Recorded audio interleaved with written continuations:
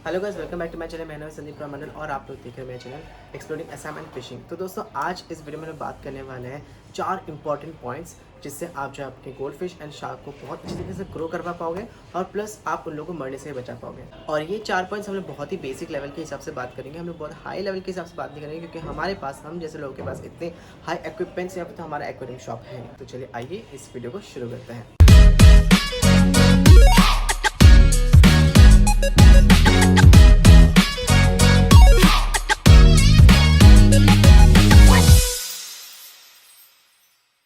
सबसे पहला point, ammonia concentration या फिर तो पानी में फिश का वेस्ट प्रोडक्ट। तो दोस्तों, अगर आप लोग मेरे वीडियोस देखते हो तो आप लोगों को पता होगा कि मैंने जो है आउटडोर में fish tank and fish pond जो है सेटअप किया था। तो उसमें से ये एक टैंक है जो बहुत बड़ी टैंक है और इसमें ऑलमोस्ट 60 लीटर जितना पानी आ जाता है। तो अभी शुरू करते हैं और मैं आपको बताता हूँ कि आपको लग रहा होगा कि इसमें पानी आधा क्यों है। यस दोस्तों, मैंने जो है आधा पानी ऑलरेडी निकाल दिया क्योंकि मुझे साफ़ करना है। तो एवरीडे आप कर सकते हो या फिर तो 2 दिन में आप कर सकते हो। अगर 2 दिन में भी नहीं कर रहे हो तो 3 दिन में तो डेफिनेटली करो। मतलब एटलीस्ट 50% वाटर या 40% वाटर जो निकाल दीजिए और फिर 30 या 40% वाटर फिर डालिए, क्योंकि काफ़ी टाइम तक एक ही पानी में रखने से ना आपकी मछलियों का जो ऑक्सीजन लेवल है वो कम हो जाता है और अगर नए फ्रेश पानी डालोगे तो ऑक्सीजन की लेवल बढ़ जाएगी। और अभी आप देख सकते हो मैंने आधा कर दिया है पानी। और अभी मेरा सबसे पहला स्टेप क्या है मैं आपको बताता हूँ। मैं आपको जूम करके दिखा देता हूँ। पहले तो आप देखिए नीचे गंदगी देख रहे हो आप। तो ये सारा जो है इनके जो है वेस्ट है, फिश के वेस्ट है नीचे आप देख रहे हो। तो ये ऑलमोस्ट 2 दिन में हुआ है। तो मैं 2 दिन में या फिर तो 3 दिन में मैक्सिमम मैं क्लीन करता हूँ। तो फिर आप भी वैसा कीजिए। तो अभी आप इनको निकालिए। आपको इनको निकालने के लिए पूरा पानी निकालने की कोई ज़रूरत नहीं है। तो ऐसा अगर आपके पास पाइप है, हार्ड सा एक छोटा सा पाइप है, सबसे पहले तो उस पाइप से जो है पानी यहाँ से आपको सक करना है और बाहर की ओर फेंकना है। तो दोस्तों, यहाँ से पानी निकलना शुरू हो चुका है। तो सबसे ईजिएस्ट मेथड यही है दोस्तों। जब आपका ऐसा पानी निकलना शुरू हो जाए तो नीचे के जितने भी लेयर है ना, आपको यहाँ पे मुश्किल से दोस्तों 5 मिनट लगेंगे। तो ये काम आप यहाँ से कर सकते हो। और देखिए, पूरा तो आप साफ़ कर नहीं पाओगे। तो आप अगर 80% भी साफ़ करो ना, बहुत होता है एक्चुअली, ट्रस्ट में दोस्तों। और 80% आराम से साफ़ हो जाएगा। और आप अगर जितना आप आपके टैंक को क्लीन रखोगे ना, उतना जल्दी आपके फ़िश ग्रो करेंगे दोस्तों। और अगर आपने मेरे प्रीवियस वीडियोस देखे हैं, एक बार चेक कर लीजिए मेरे प्रीवियस वीडियोस। उसमें इन गोल्ड फिश का साइज़ देखिए और अभी इन गोल्ड फिश का साइज़ देखिए। मैं आप लोग को उठाकर दिखाने भी वाला हूँ। तो ये बहुत ही जल्दी ग्रो कर रहा है क्योंकि मैं इनको बहुत ही क्लीन रखता हूँ। सबसे पहला थंब रूल यही होता है कि आप आपके पानी को और पानी का जो बेस है, मतलब जो आपका टैंक है, उस बेस को क्लीन रखें। अगर आपने फ़िश टैंक या फिश पॉन्ड आउटडोर में बनाया है तो फिर फ़िल्टर लगाना बहुत ही डिफ़िकल्ट है दोस्तों यहाँ पर। और कौन फ़िल्टर लगाएगा, मैं तो नहीं लगा रहा हूँ। मतलब एक्स्ट्रा पैसा मैं खर्च करना नहीं चाहता हूँ। तो आप इस तरीके से साफ़ कर लीजिए ना। अगर आप फ़िश को इतना केयर करते हो तो इतना तो आप कर ही सकते हो। तो ये बहुत जल्दी साफ़ हो जाता है। आप देख सकते हो कितने जल्दी साफ़ हो रहा है। तो ये टेक्निक आप अपनाइए। सबसे पहले जो है आप आपके बेस को क्लीन कीजिए क्योंकि इससे जो है एक्स्ट्रा अमोनिया जनरेट होता है और फ़िश को जो है डिजीज़ हो जाती है इससे। ठीक है, तो इसको पूरा साफ़ कर लेते हैं, फिर मैं आपको बताता हूँ बाकी स्टेप्स। और सबसे ज़्यादा गंदगी ना कहाँ रहता है मैं आपको बताता हूँ। इनके नीचे नीचे ज़्यादा रहता है। अगर आप इनको उठा के देखोगे ना, देखिए दिख रहा है आपको कितना ज़्यादा है। तो इनको तो सबसे पहले उठाओ और इन गंदगी को यहाँ से निकालो।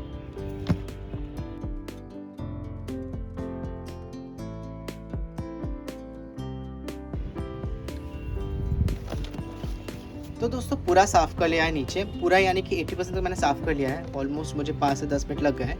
दोस्तों, दूसरा बहुत ही महत्वपूर्ण point, extra dirts in your aquarium और फिश टैंक और फिश पॉन्ड। तो ये साफ़ हो जाने के बाद दोस्तों, आपको ये देखना है कि अगर आपके फिश टैंक में या फिर तो फिश पॉन्ड में कोई भी प्लांट्स है, जैसे कि मेरे पास है वाटर लिलीज है और फिर वाटर कैबेजेस है, तो देखना है कि उनके पत्ते, अगर उनके पत्ते सच में येलो हो चुके हैं या फिर तो सड़ रहे हैं तो उनको निकाल लीजिए क्योंकि उससे भी जो है आपके पानी गंदे हो सकते हैं। तो ये आपको ध्यान में रखना है। और अभी मैं एक एक करके जो भी पुराने हो चुके, ओल्ड हो चुके हैं, उनको मैं निकाल दूंगा क्योंकि अगर आप इनको समय पर नहीं निकालोगे तो ये सड़ जाएंगे और सड़ कर जो है यहाँ पे बहुत ही ज़्यादा बदबू और बहुत ज़्यादा पैरासाइट्स एंड बैक्टीरिया ग्रो होने लगेगी और जो आपके फिश के लिए 100% हार्मफुल एंड हानिकारक होगी। कभी कभी ऐसा होता है कि कुछ डेड लीव्स या फिर तो प्लांट्स मरे हुए होते हैं और हमें पता भी नहीं चलता। अभी तो चलो कम प्लांट्स है मेरे इस टैंक में, इसके लिए मुझे समझ में आ रहा है, लेकिन बहुत से टैंक्स ऐसे जो बहुत ओवर क्राउडेड रहते हैं और फिर आप जो मिस कर लेते हो।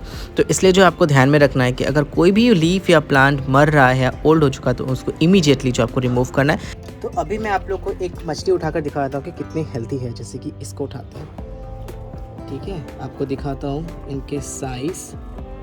हाँ देखिए दोस्तों, दिख रहा है आपको कितना हेल्थी है ये मछली यहाँ पर। और ये बड़ी भी हो चुकी है। आप अगर इसका साइज़ भी देखोगे, अगर हम पहले से कंपेयर करेंगे तो ये सच में बड़ी हो चुकी है। और मैं इसको अभी रख रहा हूँ, ऑलमोस्ट 1 मंथ हो चुका है या ज़्यादा हो चुका है मुझे इस फिश टैंक में रखे हुए इनको। तो इस तरीके से जो आप केयर कर सकते हो। अभी हम जो है पानी डाल देंगे, पर पानी डालने से पहले दोस्तों मैं आप लोग को एक और चीज़ बता देना चाहता हूँ। जब भी आप फ़िश टैंक बनाओगे और आपको अगर पानी डालना है, अगर आप टैप वाटर यूज़ करो तो आपको क्या करना चाहिए दोस्तों? Third point is water quality या फिर तो bacteria and parasites in water. तो ये है टैप वाटर जो मैं डाल रहा हूँ करेंटली। तो मैं टैप वाटर यहाँ पे डाल रहा हूँ। लेकिन दोस्तों अगर आप टैप वाटर डालोगे, मेरे घर पे जो टैप वाटर आता है दोस्तों वो फ्री ऑफ क्लोरीन एंड सब कुछ रहता है। बहुत ही अच्छा पानी आता है यहाँ पे, बिल्कुल भी आयरन कंटेंट नहीं रहता। लेकिन दोस्तों पैरासाइट्स एंड बैक्टीरिया से फ्री है, ये मैं भी श्योर नहीं हूँ। तो उसके लिए आपको क्या करना है कि आपके फ़िश को कोई प्रॉब्लम ना हो, उसके लिए मैं आपको बताता हूँ कि क्या करना है। जब तक यहाँ पे पानी भर रहा है मैं आपको बताता हूँ कि आपको क्या स्टेप लेना है। तो दोस्तों मैं टैप वाटर डालता रहा हूँ। मुझे पता है कि मेरे टैप वाटर में जो है बिल्कुल भी क्लोरीन या आयरन की कंटेंट नहीं है, तो उसके लिए मेरी फ़िश बच जाएगी। लेकिन दोस्तों क्या आपका टैप वाटर सच में free of parasites and bacteria बाकी चीज़ें हैं? हमें नहीं पता, क्योंकि ये हम पाइप से भी डाल रहे हैं, राइट? और ये टैंक से भी आ रहा है और बिल्कुल नीचे से भी आ रहा है। तो उसके लिए आपको क्या करना है, सिंपली आपको जो है 1 या 2 टेबलस्पून से सॉल्ट लेना है। मतलब घर पे जो यूज़ करते हो वही सॉल्ट, लेकिन बेटर होगा अगर आप रॉक सॉल्ट या कोशर सॉल्ट या फिर तो आप एक्वेरियम सॉल्ट यूज़ करें, वो ज़्यादा इफेक्टिव है। लेकिन अगर आपके पास नहीं है तो आपके घर से आप सॉल्ट ला सकते हो, लेकिन मेक श्योर कि उसमें किसी भी तरीके का अलग कोई भी जो है स्पाइसेस ना मिक्सड हो। उसके बाद हम यहाँ से जो है पानी उठा लेंगे और इस सॉल्ट को इसमें डाल देंगे, ठीक है, पूरी सॉल्ट को। और इसको अच्छी तरीके से आपको यहाँ पे डिज़ोल्व करना है, बहुत ही अच्छी तरीके से। नाउ कैलकुलेशन के हिसाब से आपको 1 टेबलस्पून सॉल्ट जो है आपको 3 गैलन्स ऑफ वाटर में डालना है। 1 गैलन यानी कि 4.5 लीटर्स होता है, तो उस हिसाब से आप कैलकुलेट कर लीजिए। आपको ओवर नहीं डालना है। अगर आपने ओवर डाल दिया तो उससे आपके फ़िश को प्रॉब्लम तो होगा ही, और साथ ही साथ आपके जो भी प्लांट्स रहेंगे वो भी धीरे धीरे मरने रहेंगे। तो बिल्कुल ध्यान रखिए कि आपको ज़्यादा नहीं डालना है। और आप सॉल्ट इसलिए डाल रहे हो ताकि इसमें कोई भी पैरासाइट या बैक्टीरिया रहे तो वो उनको किल कर दें और आपके फ़िश को कोई डिजीज़ ना हो, इसलिए हम लोग जो है सॉल्ट डाल रहे हैं, राइट? तो यही इसका एकमात्र रीज़न है, इसलिए आपको ओवर सॉल्ट भी नहीं डालना है। तो दोस्तों हम लोगों ने जो है सॉल्ट का भी जो है डाइल्यूट करके हमने डाल दिया है, पूरी अच्छी तरीके से हमें मिक्स हो चुका है। और हमने पानी भी डाल दिया टैप वाटर। और अभी मुझे कोई टेंशन है नहीं, क्योंकि हम लोगों ने ऑलमोस्ट 1.5 स्पून जो है इसमें सॉल्ट डाला है। तो मेरे इस टैंक के लिए थोड़ा कम है, बट स्टिल ओके, क्योंकि मेरा पानी ऑलरेडी साफ़ है, तो कुछ प्रॉब्लम होगा नहीं यहाँ पे। तो this is the only main reason हम सॉल्ट यहाँ पे डाल रहे हैं, ताकि डिजीज़ और फंगल इन्फेक्शन से जो है हमारी मछलियाँ बच जाए। एंड दोस्तों कभी भी टैंक को ओवर क्राउडेड मत कीजिए। मतलब कि अगर इतना बड़ा टैंक है, जैसे कि आप देख रहे हो 60 लीटर्स वाला जो मेरा टैंक है, मैंने इसमें सिर्फ 4 गोल्ड फिश और 2 शार्क रखे, और ज़्यादा मत डालिए, जिससे बहुत ज़्यादा ओवर क्राउड हो जाएगा और गंदगी भी बहुत जल्दी होगी और डिजीज़ फैलने के भी चांसेस बढ़ जाएंगे।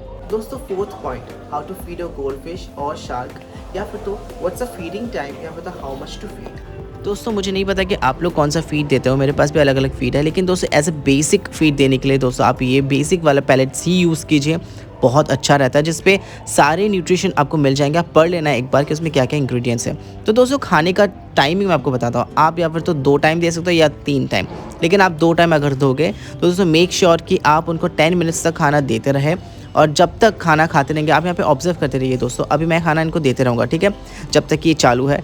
तो जब तक ये एक्टिवली पार्टिसिपेट कर रहे हैं खाने में, तब तक आप इनको देते रहे। लोग बोलते हैं कि एक मछली को 4 दाना दो, ऐसा कुछ नहीं है।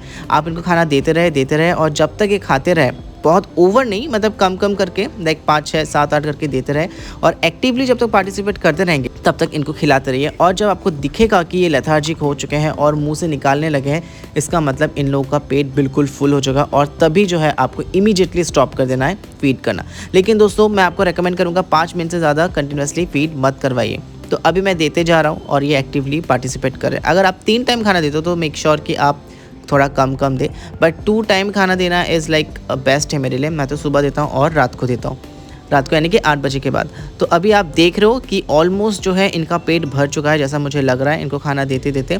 तो अभी देखना थोड़ी देर के बाद ये अपने मुंह से भी निकालना शुरू कर देगी, या फिर तो थोड़ा लेथार्जिक हो जाएगी और मछलियाँ फिर खाना एक्टिवली पार्टिसिपेट नहीं करेंगी। तो यही होता है बिल्कुल थंब रूल कि आप इनको खाना देते रहें, और जैसे आपको लगता है कि देखिए मुँह से निकालना शुरू कर दिया उसने, इसका मतलब अभी हमें यहाँ पे इमीडिएटली स्टॉप करना है, ठीक है। तो अब हम यहाँ पे स्लो कर देंगे, लाइक 2-4 दाना देंगे, और वो उधर चली गई। तो ये देखिए अभी सिर्फ शार्क खा रही है, बाकी गोल्ड फिश नहीं खा रही है, और उधर देखिए उसने भी मुंह से निकाल दिया। तो अभी हम खाना अपना स्टॉप कर देंगे। तो this is the way how you actually feed your gold fish. और दोस्तों कुछ लोग कंप्लेन करते हैं कि मेरी फ़िश ओवरफीड होकर मर गई है। कैसे हो जाता है वो मैं आपको बताता हूँ। अभी आपने देखा मैंने कैसे खाना दिया, तो आपने देखा कि मछलियाँ मुँह से निकाल रही थी। इसका मतलब वो ओवरफीड नहीं हुई है, उनका पेट भर गया है। ओवरफीड उसी को होता है जब आप टू मच खाना फीड करवाते हो और आधा खाना तो ऊपर ही रह जाता है, मछलियों का पेट भर जाता है और वही खाना जो है फिर सिंक होके मतलब बॉटम में चला जाता है, राइट।